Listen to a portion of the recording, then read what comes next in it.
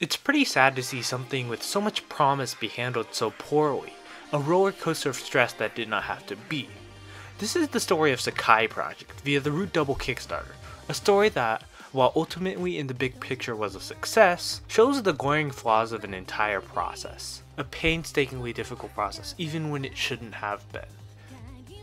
Just a disclaimer, I have received review copies from Sekai Project in the past. I have funded the Root Double Kickstarter we are going to talk about, and the people who made Root Double are involved with some of my favorite work, so I'm not entirely neutral on this issue, even though I like to be as neutral as possible when talking about a topic.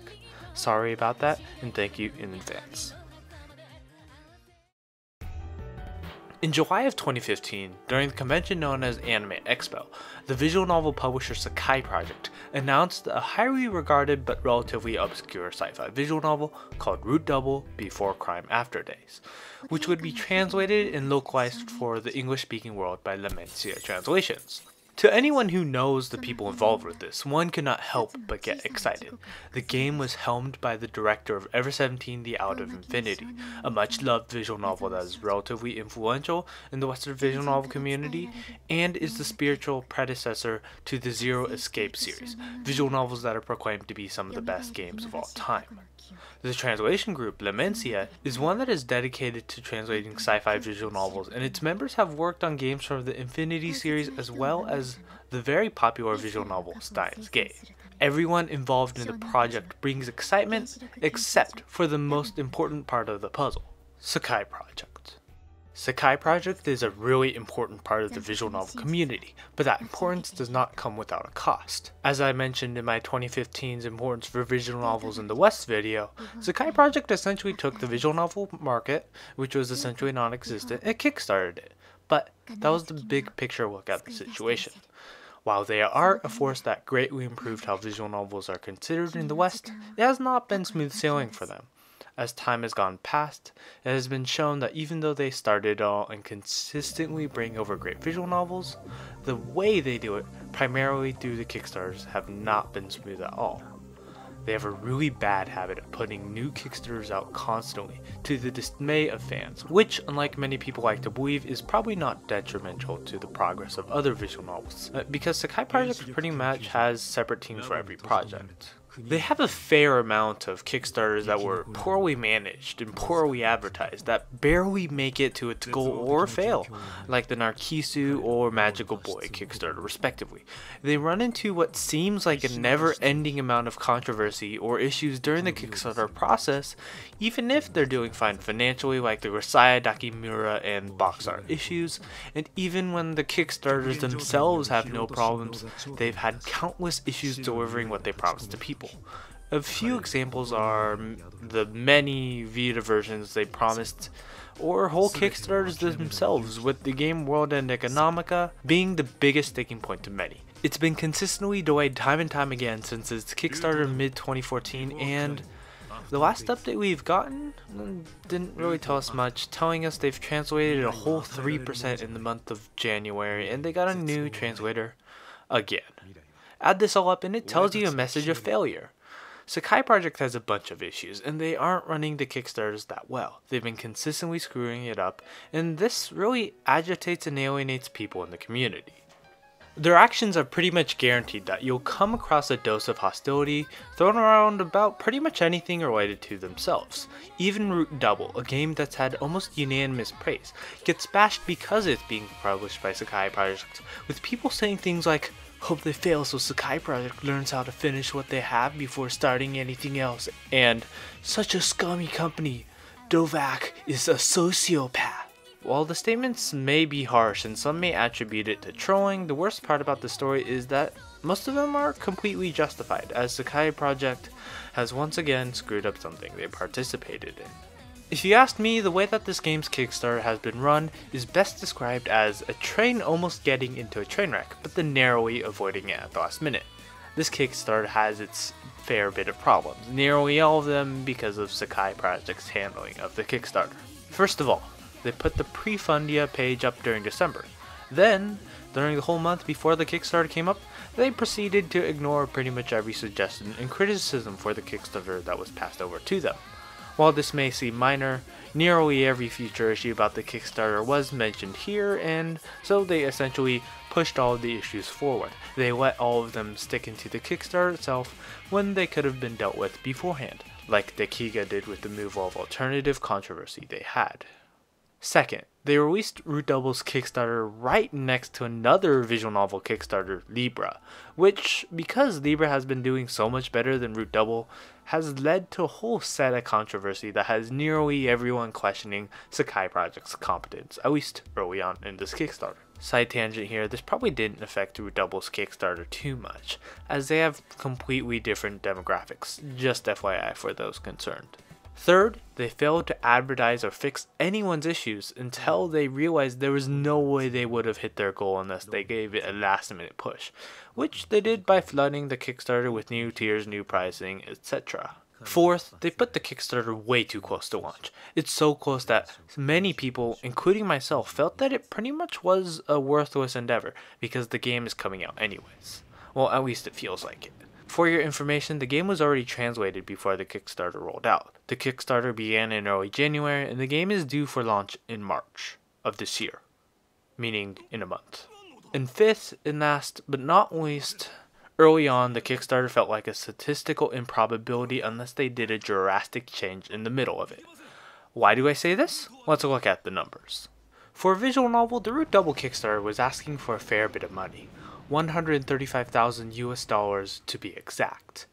This number is even more daunting when you compare it to other Sekai Project Kickstarters, which is probably the best way to predict how this was going to go. They were asking essentially the same amount as they did with the rather popular Konad, which was $140,000, and it's within striking distance of Grisaya no Kaijitsu's $160,000, a visual novel claimed to be one of the best out there and has a significant fan base. The thing is though, there's no way Root Double could have ever pulled the same amount of weight of those games because they have a rather large and existing fan base, you know, from animes and the visual novel community in general. They are the face of the genre, so of course they're going to do well. A small sci-fi visual novel is never going to be able to compete. So, how would they be able to hit this number?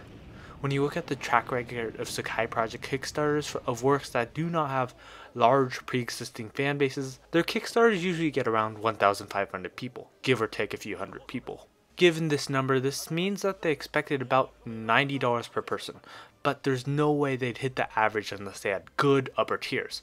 And to be honest, their early upper tiers were abysmal, which was one of the most common complaints of the Kickstarter. Even though the Kickstarter was updated many times, you can still go to the Prefundia page to check out what the Kickstarter was like early on in the campaign, and just see how bad of a value these early tiers were. So even if people were interested in the product, the tiers didn't justify contributing so much, so no one really put money into it. The worst part of this though was when Sekai essentially punched fans in the gut midway through of the Kickstarter, as many people early on were asking for a Vita version because, well, this game is on the Vita in Japan, and many people who are interested in Root Double generally aren't the typical visual novel community people who have Windows tablets. They're people in the Vita community who like JRPGs or story-based games, and pretty much anyone who has a Vita, because people in the Vita community pretty much look for any possibility to get a game on it, so that's generally in the best interests of Sekai Project. When they announced the Vita tier, they limited to $225 or up. Why in the world would you do that? With the updates at the end, spending made much more sense, but that brings us to another issue.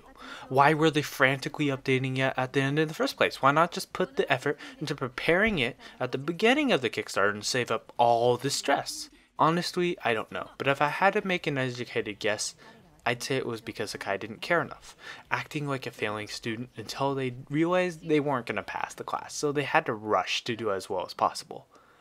There's another possibility, but this one isn't nearly as pretty, and this goes into like hypothetical cases. What I believe is the potential reason they have these Kickstarters. Disclaimer: the next part of this video is just speculation from me, Rockman Dash. This may or may not be the case, and we will never know unless they explicitly say it, so this is just what I believe. Just getting it out there. Let's head back to the fourth problem of the Kickstarter for a moment. The fact that the Kickstarter was released really close to launch. Why did they do this?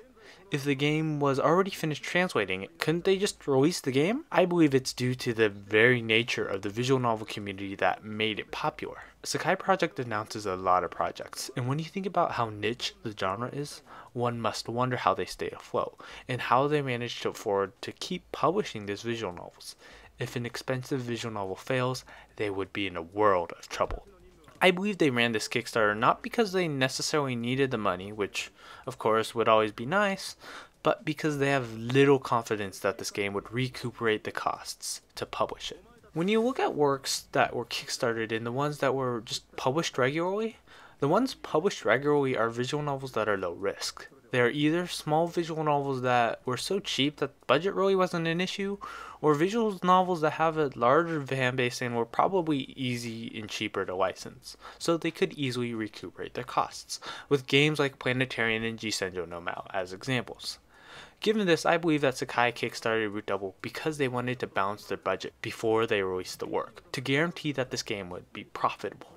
Also, I'm not the only one who believes this. Another blogger, the one who wrote the article on World and Economic I linked earlier, mentioned that one of their staffers said that they wanted to cover all bases, thus avoid as much risk as possible.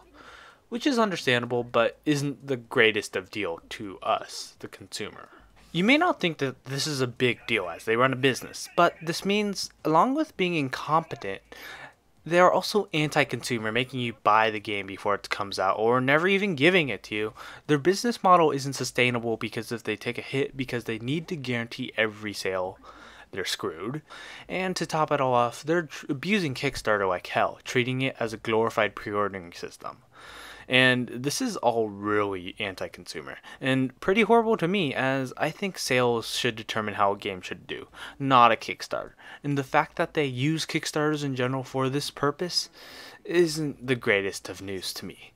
And in this case, they asked too much, they failed to advertise well, the rewards were a joke, at least early on, and the game is essentially coming out anyways.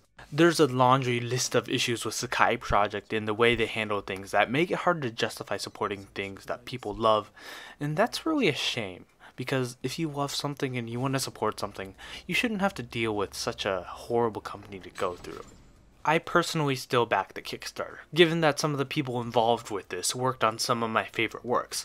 But even through my fanboy rose-tinted goggles, I can see the cracks and issues of a company through this Kickstarter, and it's not pretty even if the story of them may be.